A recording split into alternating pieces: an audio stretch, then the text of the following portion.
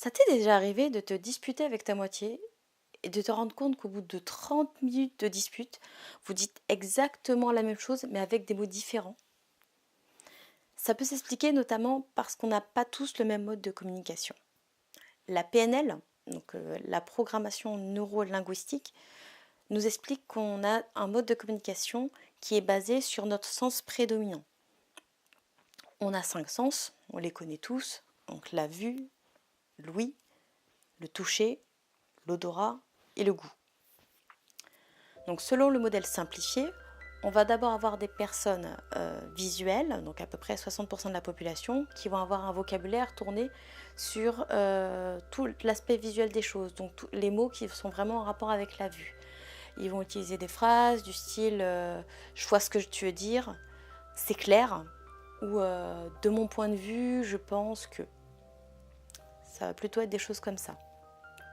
Ensuite, on a les auditifs qui, eux, vont faire plus attention au ton de la voix, à la résonance des mots, à, à tout ce qui touche vraiment le sens de l'ouïe, en fait. Hein, tous les mots qui tournent autour de l'écoute.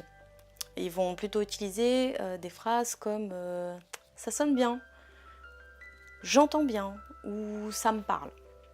Voilà. Et en dernière position, on va avoir les kinesthésiques qui représentent qu'une petite partie puisque les visuels représentent 60%, les auditifs à peu près 30-35%. Donc les kinesthésiques qu'on va regrouper avec les olfactifs notamment et les gustatifs qui représentent entre 5 et 10% de la population, qui vont avoir un vocabulaire qui tourne autour du toucher, de l'odorat, du goût, mais aussi surtout du ressenti et même des émotions. C'est des personnes qui vont utiliser des phrases du style, pardon, je le sens pas, ça me touche, ou c'est bon ça. Là où ça va être utile dans le couple, c'est qu'on a besoin en fait d'avoir le même mode de communication pour se comprendre en fait.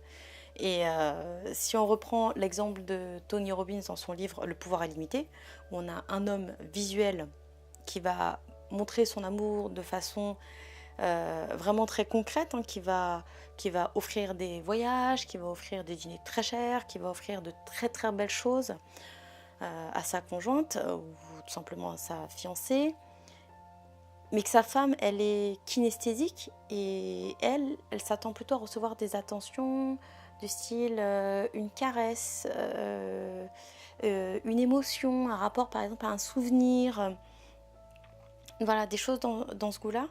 Ça va être très compliqué pour eux de se comprendre puisqu'ils vont avoir du mal à apprécier en fait les preuves d'amour, vu qu'elles n'ont pas la même résonance, la même signification en fonction de leur mode de communication. C'est comme si on essayait je sais pas moi, de téléphoner à quelqu'un avec un téléphone portable, alors que la personne en face, elle n'a pas du tout de réseau, elle n'a qu'un ordinateur avec le Wi-Fi, quoi. C'est pas du tout le même mode de communication, donc du coup, ça ne va pas fonctionner. Alors, parfois, il est nécessaire d'adapter son langage à la personne qui est en face de soi pour qu'elle nous comprenne. Et ça, c'est valable pour tout. Et c'est une des choses qui peut réellement faire avancer ton couple. Donc si tu as aimé la vidéo, si le conseil t'a servi, bah, n'hésite pas à commenter, à la liker, la partager. Et puis j'espère qu'on se reverra dans une vidéo.